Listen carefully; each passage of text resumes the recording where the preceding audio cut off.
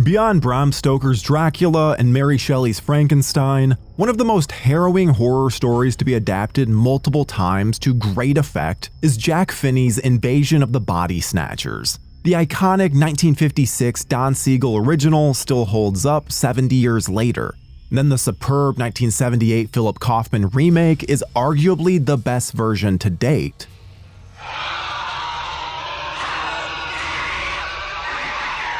And Abel Ferrara's criminally overlooked 1993 adaptation deserves a serious reappraisal. That leaves the fourth iteration, 2007's The Invasion, a stultifying PG-13 adaptation of the classic sci-fi horror tale that is not only an insult to the source material, but also does not remotely deserve to be mentioned amongst the previous versions. For the great Nicole Kidman, who is no stranger to genuinely unnerving horror films like The Others, Dead Calm, and even Eyes Wide Shut, The Invasion's abject critical and commercial failure is all the more glaring. What big guns did the studio bring in for rewrites and reshoots? Who was almost cast in the lead role? And who ended up in the hospital after a stunt gone wrong? With that in mind, and a lot more on deck, it's time to reflect and find out what the happened nearly 20 years ago to The Invasion.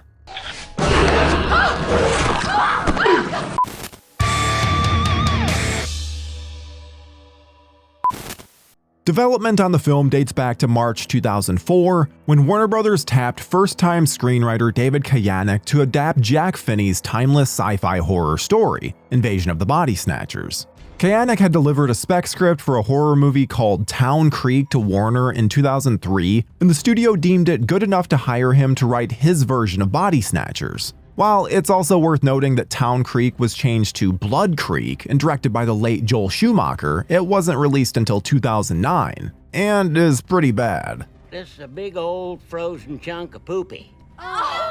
By July 2005, Warner Bros. Had recruited German director Oliver Hirschbiegel to direct The Invasion, which was set to be filmed in Edgemere, Maryland. 2 months later, Nicole Kidman was cast in the lead role as psychiatrist Carol Bennell, drawing a massive $17 million payday for her services. Tell me how! Other actresses considered for the role of Carol included Jessica Lange, Elizabeth Mitchell, Rachel McAdams, and Reese Witherspoon. Shortly after Kidman was cast, a pre-James Bond Daniel Craig was tapped to play Dr. Ben Driscoll. Veronica Cartwright, who plays Wendy Lang, portrayed Nancy Belisek in the 1978 movie version. While the cost of the film, beyond Kidman's salary, would become an issue, one of the biggest problems The Invasion faced from the jump was the jumbled story. Although the original script was very much intended to be a Body Snatchers remake, the screenwriter also wanted to deliver an original premise. As a result, a new story was written. He presented it to Warner Bros. As an original proof of concept, doing his best to translate the classic sci-fi tale for modern times by introducing the sentient alien fungus as the primary cause of contagion. As Koyanek noted at the time, you just have to look around our world today to see that power inspires nothing more than the desire to retain it and to eliminate anything that threatens it. As enigmatic as that sounds, the screenplay only grew muddier and more confounding over time. Koyanek claimed that he set the story in Washington, D.C. to mirror the themes of power, possession, alienation, and political takeovers. Remember, the alien body consumption in the original 1956 version has long been viewed as an allegory to communism, with the human fear and paranoia of being robbed of individual traits and turned into a mindless automaton, driving the narrative. Of course, 2007 was a much different time in America than the McCarthy-era witch hunts that took place in the 1950s. Originally titled Invasion of the Body Snatchers, the remake's title was shortened to Invasion after Koyanek introduced his new concept to the studio. To avoid confusion with ABC's similarly themed sci-fi TV show Invasion, the title was changed again to The Visiting. Once that TV series was canceled, the movie title was changed yet again from The Visiting to The Invasion in October 2006. From the outset, it seems like the movie was just unsure of what it wanted to be, and the derivative and underwhelming results show. Throw in the fact that the film marked the director's first English-language debut, and it's easy to see how Finney's iconic story was lost in translation. As production ramped up, the legendary production designer Jack Fisk was hired to bring Baltimore and DC to life. The director also recruited his longtime Swiss cinematographer, Rainer Klausmann, who'd previously collaborated with him on the 1997 TV movies Trickster and Das Urteil, the 2001 film The Experiment, and the Oscar-nominated 2004 art house film Downfall. The movie's initial budget was $64 million, equivalent to over $100 million when adjusted for inflation today, and that doesn't even factor in the extra millions of dollars required for the movie's massive reshoots in Los Angeles. The highest budgetary estimates for the film exceed $80 million, which is closer to $125 million in 2025. I have a family. I have 2 boys. For a relatively unknown director making his first feature film in English, that's quite a risky investment for Warner Brothers and production companies Silver Films, Vertigo Entertainment, and Village Roadshow Pictures. The calculation? The tried and true Body Snatchers story and Nicole Kidman's starry attraction would pay dividends. Talk about a miscalculation of epic proportions. When you wake up, you'll feel exactly the same. Principal photography began on September 26, 2005, and was completed on November 16th. The 45-day initial shoot primarily took place on location in Maryland and Washington, D.C., with a few days spent in Los Angeles. While most of the Maryland shoot took place in Baltimore, filming was also completed in Towson and Ruxton. As for DC, the subway scene where Carol watches people plummeting from the top of a building was filmed at Union Station and Columbus Circle. Additional filming took place at the Cleveland Park Metro Station, DuPont Circle, Embassy Row, and outside the Foggy Bottom George Washington University Station. There's a moment in the film when Carol and Ben race to the entrance of the Chilean embassy in DC, quickly stop their SUV, and hand it over to parking valets. While filming the scene in a torrential rain effect, Kidman accidentally forgot to put the vehicle in park. As a result, the SUV began rolling down an incline. Would you like some hot chocolate? Fortunately, in heroic 007 fashion, Daniel Craig rapidly lunged over to the driver's seat from the passenger seat and slammed the parking brake before any severe damage could be done. Unfortunately, adding injury to insult, Kidman would not be so lucky during reshoots when she was sent to the hospital following another car accident. More on that in a bit. First, it's worth noting that Daniel Craig received a phone call from longtime James Bond producer Barbara Broccoli, informing him that he had just won the much-coveted role of James Bond in Casino Royale. In response, Craig briefly took a break from filming The Invasion to promote Casino Royale in London, where he was officially announced by Eon Pictures as the 6th actor to portray Bond on October 14, 2005. You know, that's not half bad. Alright, now for the pulpiest juice. Once principal photography wrapped on the film in November 2005, Warner Brothers was deeply dissatisfied with the filmmaker's vision following a poor test screening.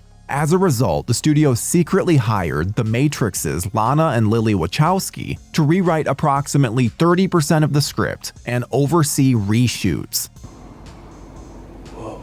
However, the siblings ended up privately rewriting closer to 2/3 of the movie. Lana and Lily then tapped their protege and B for Vendetta director James McTeague to direct the reshoots, which took place in Los Angeles between January 9th and January 27th, 2007. 13 months after principal photography ended, and only 8 months before the film was eventually released in theaters. The 17-day reshoots added at least an extra $10 million to the production budget, with McTeague and the Wachowskis agreeing to go uncredited for their work. So is this what they mean by going nuts? Yeah. To this day, the Wachowskis have hardly, if ever, spoken about their involvement in the reshoots. The drastic changes aim to reduce the expositional dialogue, amplify action scenes and car chases, while providing a more effective and memorable twist ending. Alas, while filming a newly added action scene in which Carol evades her assailants in an XJ6 Jaguar, Kidman sustained a serious injury. Although the Jaguar was mounted on a trailer and towed by a camera truck during the scene, the rig bent around a turn too quickly on wet pavement and crashed into a traffic light on West 6th Street in downtown Los Angeles. In addition to 7 stunt performers and crew members on the camera truck sustaining serious injuries, Kidman broke multiple ribs during the crash and was sent to the hospital for treatment. Yet, like the well-paid professional that she is, Kidman returned to the set the next day and completed the reshoots with little complaint. Regarding the differences between the original and reshot movie ending, changes were made to clarify the head-scratching ambiguity. In the original ending, Carol's son Oliver, played by Jackson Bond, who was previously thought to be immune, is attacked by an alien as they dash toward a helicopter for safety. Oliver's fate is left up in the air, robbing viewers of a satisfying sense of closure. In the reshot ending, Carol conveniently finds a cure to the alien contagion by using a special virus as the antidote, implying Oliver's safety and ending on a more optimistic note. 5 months after the reshoots were completed, The Usual Suspects and Kiss Kiss Bang Bang composer John Ottman recorded the musical score for The Invasion. To create the experimental, ethereal soundscape heard in the film, Ottman hired a 77-piece orchestra. I'm glad to hear that. Which must have added considerable cost to the overall budget. The Invasion was released theatrically on August 17, 2007. The film was originally slated to open 1 year earlier in August 2006, but the 13-month gap between principal photography and the reshoots delayed the release. Even so, the film opened number 5 at the US box office in its first weekend, ultimately grossing $25.1 million globally. A loss with a monstrous budget, the film was a financial failure and a commercial flop. Critically speaking, the movie didn't fare much better, with the overwhelming consensus rightly noting The Invasion's glaring inferiority compared to the 3 other Body Snatcher adaptations. Help! They're coming! They're coming! Listen to me! Not even the damage control supervised by McTeague and the mega-talented Wachowskis could save the film from devolving into a forgettable rehash of far superior versions of Jack Finney's classic sci-fi novel. Indeed, the grand irony of a story about aliens overtaking the mind, body, and soul of humans is that the film ended up lobotomizing its target human audience, making everyone who's seen the film dimmer, dumber, and undeniably duller. I'm not a smart man, but I know what love is. In 2025, there's little surprise that The Invasion holds a paltry 20% Rotten Tomatoes rating and a subpar 45 Metascore. As a result, there has not been a cinematic Body Snatchers adaptation since The Invasion positively infected the gene pool for the worse. And for as timeless and timely as Finney's source novel will always remain, The Invasion failed to execute Oliver Hirschspiegel's unconventional vision, and there has not been a legitimate big screen version since. While it's somewhat sad yet oddly appropriate that the most memorable aspect of the film was its unnecessary yet utterly lackluster reshoots, that's more or less what the f happened to The Invasion.